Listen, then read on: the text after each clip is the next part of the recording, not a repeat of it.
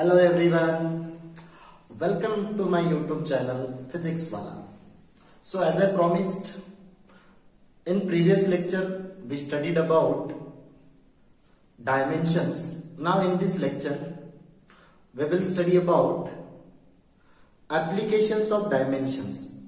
In previous lecture I have given important dimension that has been asked in an examinations या फिर किसी भी examination में examiner जिन dimension को टारगेट करता है वो सारी इंपॉर्टेंट क्वांटिटीज कांस्टेंट की डायमेंशन मैंने प्रीवियस लेक्चर में दी है। आप उस लेक्चर में से जाना जरूर, ठीक है। So will start with the lecture now, application of dimensional analysis. So the very first application is to find the dimension, to find the units of given physical quantity. कोई भी एक फिजिकल क्वांटिटी है, उस physical quantity के dimension हमें दी जाएगी और dimension से हमें क्या कैलकुलेट करना है, उसका यूनिट्स फाइंड आउट करना है, ठीक है। बहुत सिंपल है ये प्रॉपर्टी, इसको एग्जाम में पूछेगी भी नहीं। फॉर एग्जांपल हमें किसी एक क्वांटिटी की डायमेंशन दी, लेट्स से कि वो क्वांटिटी है ए। इसकी डायमेंशन दी बेटा हमें m1 l2 t-2 और हमें क्या बोला गया, write the units of quantity A. अच्छा, तो इसके यूनिट क्या आएगी बेटा, तो डायमेंशन से हमें पता है m मतलब mass, mass is measured in KG in SI system. पहले क्या कर लेते हैं अपन, पहले हम एसआई यूनिट फाइंड आउट करेंगे। So mass is measured in kilogram, mass की पावर 1, किलोग्राम की power 1। Length is measured in metre, length की पावर 2, तो मीटर की पावर भी 2। नाउ टाइम की पावर -2 है, इसका मतलब वो टाइम डिनोमिनेटर में है और टाइम का यूनिट क्या है बेटा, सेकेंड। तो टाइम की पावर -2, इसलिए उसको डिनोमिनेटर में लेके आए। Time is measured in second, this is SI unit. अगर इसी ए क्वांटिटी का हम सीजीएस यूनिट लिखे तो बेटा सीजीएस यूनिट किलोग्राम की जगह ले लेगा gram. Metre will be replaced by centimetre, there is no change in second, so this is CGS unit, ठीक है। बहुत सिंपल ये प्रॉपर्टी है। असल में हमने क्या किया था, जब हमने डायमेंशन फाइंड आउट की थी तो यूनिट से डायमेंशन बनाई थी कि किलोग्राम दिखा तो mass, that is capital M, metre दिखा तो लेंथ, सेकेंड दिखा तो टाइम। अब रिवर्स करना है, अगर m दिख रहा है तो m indicates m unit of mass is kilogram, l मतलब length is measured in metre, t मतलब time is measured in second. For example second example मान लो कि हमें क्वांटिटी दी है और उस क्वांटिटी की डायमेंशन दी है कि dimension of B is m1 l1 t-3, m1 l1 t-3 and हमें पूछा है कि इसके यूनिट बताओ, तो इसका यूनिट लिखेंगे बेटा m is a mass is measured in kilogram, m की पावर 1, किलोग्राम की power 1। Length is measured in metre, so length की पावर 1 तो मीटर की भी power 1।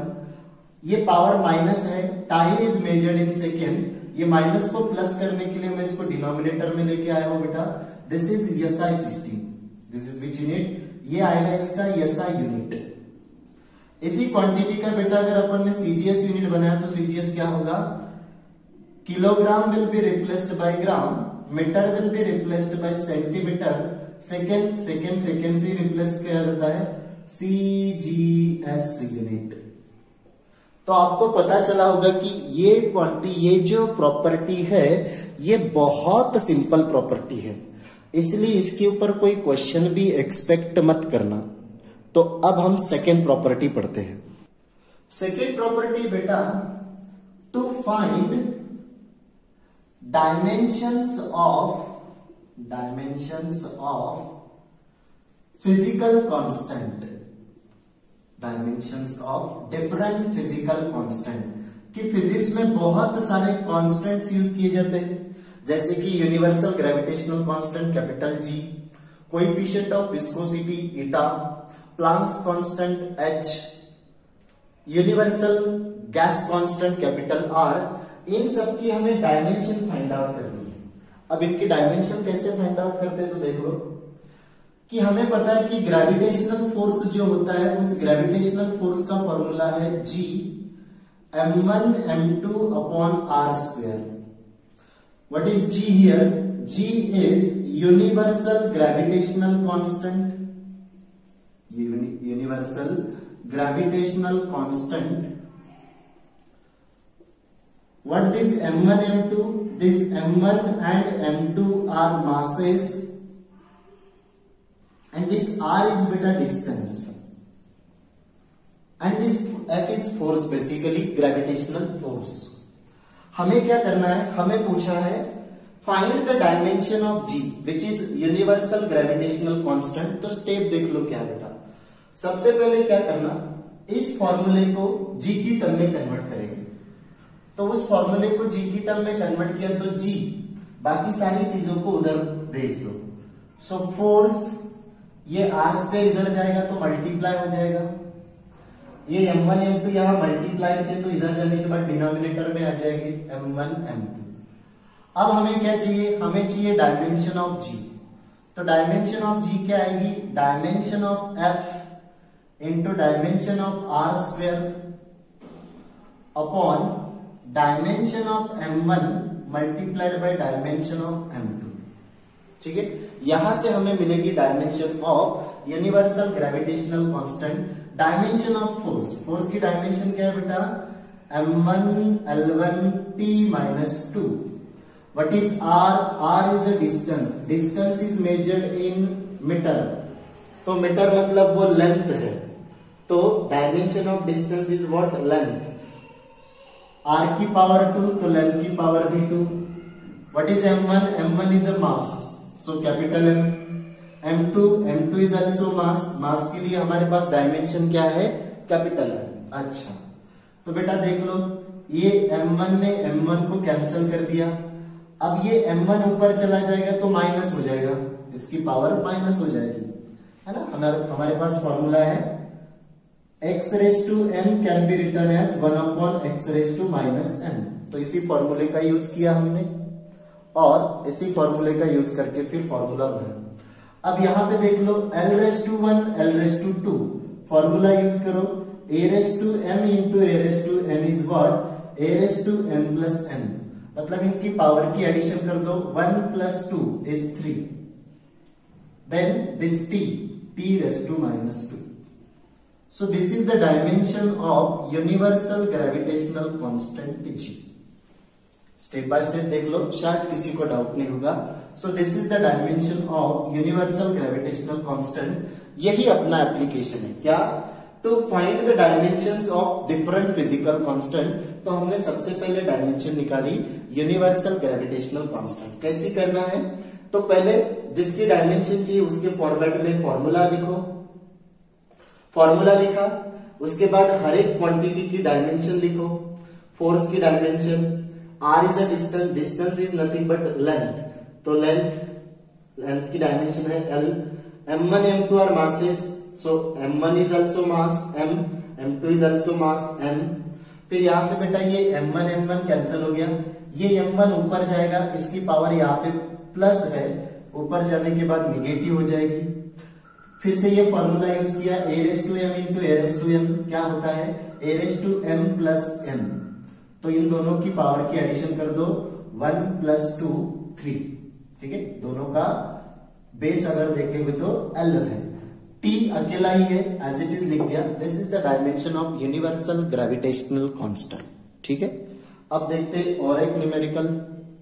Now force is given by 6 pi eta r into v।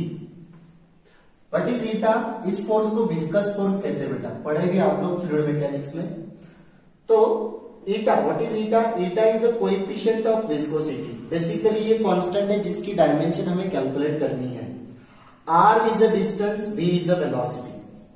6 pi क्या है बेटा, 6 पाई constant है, 6 पाई कांस्टेंट है। हमें पता है कि पाई की वैल्यू 180 डिग्री होती है, मतलब इन दोनों को मल्टीप्लाई अगर करेंगे तो हमें वैल्यू मिल रही है। इन दोनों को मल्टीप्लाई करेंगे तो वैल्यू मिलेगी, मतलब हमें मैग्नीट्यूड मिलेगी। हमें पता है एवरी मैग्नीट्यूड इज डायमेंशनलेस, मतलब ये जो 6 पाई है ये 6 पाई डायमेंशनलेस है। क्यों? क्योंकि इसका आंसर हमें फाइनली वैल्यू मिलने वाली है। पाई की वैल्यू कितनी होती है 180 डिग्री, तो एवरी वैल्यू इज डायमेंशनलेस। तो 6 पाई डायमेंशनलेस है तो हम 6 पाई को निग्लेक्ट करेंगे क्योंकि उसकी डायमेंशन ही नहीं है, तो उसके होने से और नहीं होने से कुछ भी फर्क नहीं पड़ेगा। पहली स्टेप क्या बेटा, हमें हमारी फॉर्मूले को कांस्टेंट की टर्म में लिखो। तो फॉर्मूला को बेटा कांस्टेंट की टर्म में लिखा, ये एफ, ये जितना भी मल्टीप्लाइड है ये सब डिनोमिनेटर में चला जाएगा, ठीक है। उसमें से मैं 6 पाई नहीं लिखूंगा क्योंकि ये डायमेंशनलेस है, उसको निग्लेक्ट कर दिया, उसको भाव ही नहीं किया हमने, r इंटू वी, ठीक है। 6 पाई को निग्लेक्ट किया हमने। अब क्या करना है हमें डायमेंशन चाहिए ईटा की, तो dimension of eta is what, dimension of force upon dimension of r into dimension of v। Dimension of eta, dimension of eta को क्या लिखेंगे बेटा, dimension of eta is equals to dimension of force upon dimension of r into dimension of v। Force की dimension हमें पता है m1 l1 t minus 2, r is what, distance, distance मतलब length, velocity, velocity की dimension क्या होती है बेटा, मीटर पर सेकेंड, मीटर पर सेकेंड। देख लो फिर यहां से, फिर से ये L1 कैंसिल हो गया, फिर ये M1 जैसे का वैसा, ये L1 इसकी पावर पॉजिटिव है, ऊपर जाएगी तो निगेटिव हो जाएगी, तो L माइनस 1। ये T माइनस 2 मैंने जैसे का वैसा लिखा बेटा, ये T माइनस 1 है, इसकी पावर निगेटिव है, ऊपर जाएगा तो पॉजिटिव हो जाएगी, ठीक है। तो ये M1 L1 L माइनस 1, और यहां पे पावर -2 है, यहां पे पावर 1 है, -2 + 1 -1 है ना। फॉर्मूला कौन सा यूज किया हमने, फॉर्मूला यूज किया a⁻m into a⁻n is equals to a⁻m plus n। तो -2 + 1 is -1। So this is the dimension of coefficient of viscosity।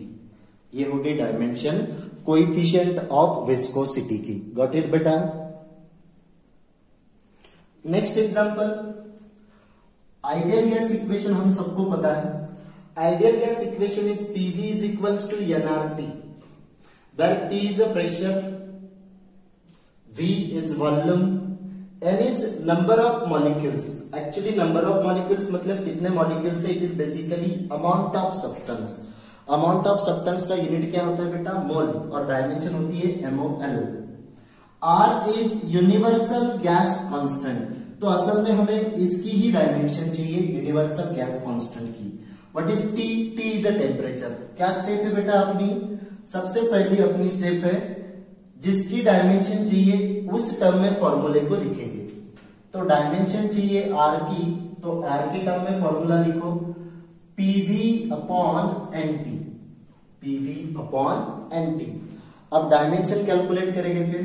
So dimension of R will be equal to dimension of P multiplied by dimension of V upon dimension of N multiplied by dimension of T। तो dimension of pressure, volume, amount of substance and temperature. तो dimension of pressure M1 L-1 T-2। Then dimension of volume, volume का unit क्या होता है बेटा, metre cube. Metre cube मतलब length का cube, metre it represent length. What is eta? Eta की dimension आती है मोल, MOL। ईटा नहीं, sorry, it is N। T is a temperature, dimension for temperature is K for Kelvin। So dimension of R क्या हो गई, dimension of R देख लो फिर, यहाँ ये m की पावर 1, यहाँ l की पावर -1, यहाँ l की power 3, -1 + 3 is +2। Then T T की पावर आएगी बेटा t-2, ये मोल ऊपर चला गया, ये k ऊपर चला गया तो k की पावर माइनस हो गई, निगेटिव पावर हो गई, इस मोल की भी पावर नेगेटिव हो गई। सो this is the dimension of universal gas constant, universal gas constant. देख लो एक बार कि dimension of r is what, dimension of p into dimension of v upon n, dimension of n into t। Dimension substitute करो, n is amount of substance, unit होता है मोल MOLE, dimension होती है MOL, t is a temperature, temperature की dimension है kelvin K। तो बेटा values rearrange करो, रीअरेंज करने के बाद हमें आंसर मिल गया। Next example, energy of photon is given by E is equals to h into nu। What is h? h is a Planck's constant and what is nu? Nu is a frequency। और आपने lower standard में पढ़ा कि frequency is reciprocal of time period, that is 1/टाइम। तो आपको पता चला होगा कि हमें डायमेंशन इस h कांस्टेंट की चाहिए, तो बेटा फॉर्मूला लिख दिया अपन ने। फॉर्मूला क्या आएगा फिर E/nu। तो फिर dimension of h, dimension of h क्या आएगी, dimension of E upon dimension of nu. Dimension of E is what, energy, energy की डायमेंशन हमें पता है m1L2 t-2 and what is this frequency 1/टाइम। इसकी डायमेंशन लिखेगी तो क्या होगा बेटा, ये टाइम अगर ऊपर चला गया तो इसको हम t⁻⁻1 लिख सकते हैं। So this is the dimension of frequency. फिर डायमेंशन ऑफ न्यू h क्या आएगा फिर, so dimension of h is equals to m1 as it is, ये L2 एज इट इज। बेटा ये t⁻⁻1 ऊपर चला जाएगा तो +1 हो जाएगा, तो -2 + 1 इज -1, -2 + 1 इज -1। कैसे, सिंस यहाँ पे ये t⁻2 है और ये t⁻1 ऊपर चला गया तो +1, तो ये क्या हो जाएगा t⁻2 + 1 is t⁻1। So this is the dimension of Planck's constant. ठीक है, this is important question. The number of particles, read the question carefully. The number of particles small n crossing per unit area पर unit time, मतलब n क्या है बेटा, n is number of particles, number of particles. पर का मतलब होता है divided by, number of particles पर का मतलब है divided by, per unit area पर यूनिट टाइम, पर unit time. So this is small n, this is small n। अब इसकी डायमेंशन अगर लिखो बेटा तो इसकी डायमेंशन क्या लिखेंगे, देखो बोला, तो डायमेंशन ऑफ n क्या आएगी, नंबर ऑफ पार्टिकल्स। क्या नंबर ऑफ पार्टिकल्स वैल्यू है, वैल्यू है तो एवरी वैल्यू इज डायमेंशनलेस, तो उसकी कोई डायमेंशन नहीं आएगी। एरिया, एरिया का यूनिट क्या होता है, मीटर स्क्वायर, मतलब लेंथ, लेंथ की पावर 2, और टाइम, टाइम की पावर कितनी है 1। सो this is dimension of n, मतलब डायमेंशन ऑफ n अगर लिखो बेटा तो डायमेंशन ऑफ n लिखी जाएगी, ये पावर ऊपर चली गई -2, ये प्लस वाली पावर भी ऊपर चली गई -1। सो this is dimension of small n, number of particles पर यूनिट एरिया पर यूनिट टाइम। ठीक है, नंबर ऑफ पार्टिकल ये वैल्यू है, every value is a dimensionless. Area, area का यूनिट होता है मीटर स्क्वायर, मीटर मतलब लेंथ, मीटर का स्क्वायर तो लेंथ का स्क्वायर, टाइम t, तो ये हो गया डायमेंशन ऑफ n। अब डायमेंशन ऑफ n1 बनाएंगे बेटा, जो डायमेंशन n1 की होगी वही डायमेंशन n2 की होगी, और n1 और n2 का मतलब इन्होंने बताया है, number of particles, number of particles पर यूनिट वॉल्यूम, मतलब n1 n2 क्या है, नंबर ऑफ पार्टिकल्स पर यूनिट वॉल्यूम। फिर से देखना, न्यूमरेटर जो है उस न्यूमरेटर में वैल्यू है, every value is a dimensionless, और डिवाइडेड बाय वॉल्यूम है। वॉल्यूम का यूनिट क्या होता है बेटा? Metre cube. वॉल्यूम का यूनिट मीटर क्यूब, मीटर मतलब लेंथ, मीटर का क्यूब तो लेंथ का क्यूब। तो डायमेंशन क्या आ गई? n1 और n2 की। Therefore dimension of n1 and n2, dimension of n1 is equals to dimension of n2 क्या आएगी बेटा? तो डायमेंशन आएगी ये l⁻+3 ऊपर चला गया तो l⁻−3। x1 x2 क्या है? x1 x2 आर डिस्टेंसेस, तो उनकी डायमेंशन क्या आएगी? तो x1 x2 है बेसिकली डिस्टेंसेस। डिस्टेंसेस मतलब इनकी डायमेंशन है length. So dimension of x1 is equals to dimension of x2 is equals to l। ठीक है, एक बार अच्छे से देख लो फिर से, इंपॉर्टेंट न्यूमेरिकल है ये। The number of particles n crossing per unit area. तो पहले n को लिख दिया बेटा, नंबर ऑफ पार्टिकल्स क्रॉसिंग पर का मतलब divided by area multiplied by time. Number of particles मतलब ये वैल्यू है, every value is a dimensionless. फिर एरिया का डायमेंशन रखा l2, टाइम का डायमेंशन t, फिर यहां से डायमेंशन निकाली बेटा हमने n की, l-2 t-1, n1 n2 क्या है? n1 n2 number of particles पर unit volume. Again number of particle number है, every number is a dimensionless. Volume का यूनिट क्या होता है? मीटर क्यूब, तो वॉल्यूम की डायमेंशन है l3।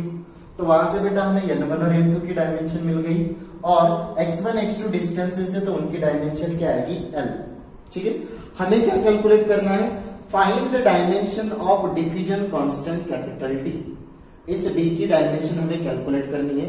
चलो कैलकुलेट करते हैं, अब ये मिटा देता हूं मैं। तो these are the dimension of n1 n2 x1 x2। हमें किसकी डायमेंशन चाहिए? D। तो फॉर्मूला लिख दे बेटा D की टर्म में। D की टर्म में क्या होता है? ये n, ये इधर से मल्टीप्लाई होगा x2 - x1 upon n2 - n1। अब हमें पता है इन दोनों की डायमेंशन सेम है, इन दोनों की डायमेंशन सेम है, तो किसी भी एक क्वांटिटी की डायमेंशन लिखते हैं अपन। जैसे कि उसी इक्वेशन में 10x + 20x होता है, तो हम क्या करते हैं? x को कांस्टेंट लेते हैं और फिर ये 10 + 20 सॉल्व करते हैं। अब हमें यहाँ पे वैल्यू नहीं पता कि x2 की वैल्यू कितनी है, x1 की वैल्यू हमें कितनी है वो पता नहीं, इसलिए हम क्या करेंगे?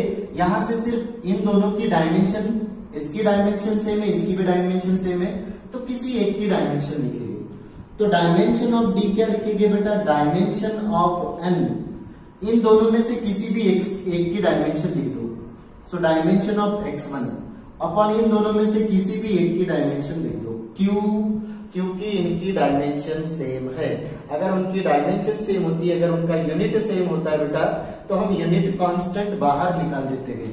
10 मीटर + 20 मीटर, हमें पता है कि मीटर कांस्टेंट है तो मीटर बाहर लिख दिया, उसके बाद इसे सॉल्व किया हमने। अब यहाँ हमें इसकी वैल्यूज पता नहीं है, इसलिए हमने सिर्फ क्या किया? इनका यूनिट बाहर निकाला। यूनिट मतलब हमारे पास यहाँ पे क्या है? डायमेंशन। तो हमने इनकी डायमेंशन लिखी। वैसे भी हमें डायमेंशन से लेना देना है, हमें वैल्यू से कुछ भी लेना देना नहीं, because we are studying dimensional analysis. तो डायमेंशनल एनालिसिस में हमें सिर्फ डायमेंशन से मतलब है। डायमेंशन से मतलब है उसकी वैल्यू कितनी आ रही है, उससे कुछ भी मतलब नहीं। तो हमने डायमेंशन कॉमन निकाल दी बेटा, डायमेंशन कॉमन निकाल दी। अब निकाल देंगे dimension of D।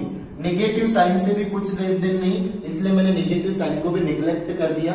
Dimension of n, dimension of n है अपने पास l⁻² t⁻−1। Then dimension of x, x की डायमेंशन क्या है बेटा? लेंथ।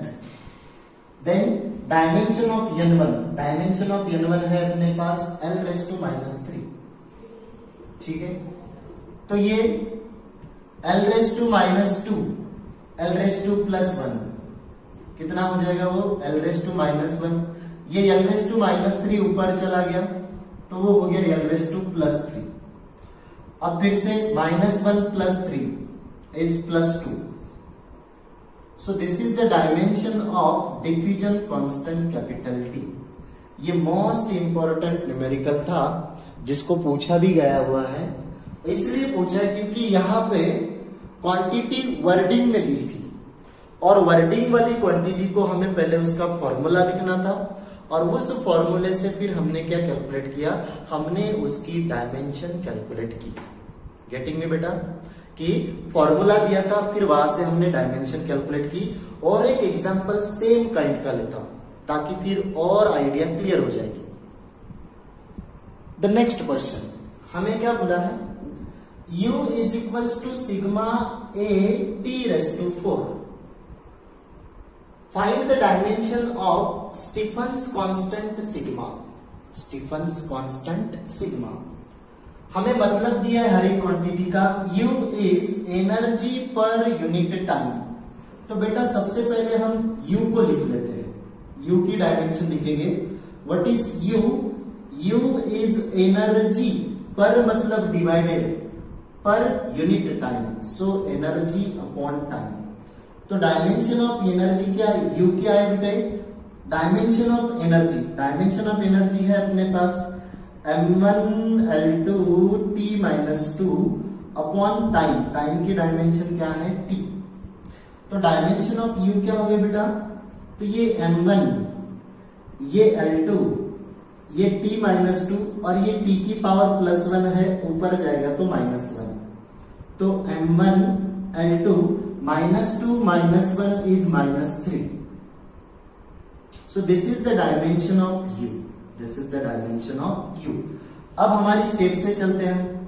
हमारी स्टेप क्या होती है, फॉर्मूले को कन्वर्ट करो कांस्टेंट की फॉर्म में।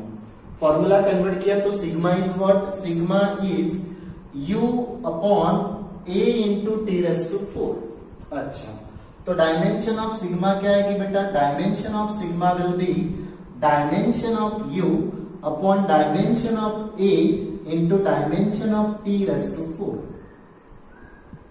ठीक है, तो dimension of sigma, dimension of sigma क्या हो जाएगी फिर, u की डायमेंशन अभी लिखी m1 L2 t माइनस 3।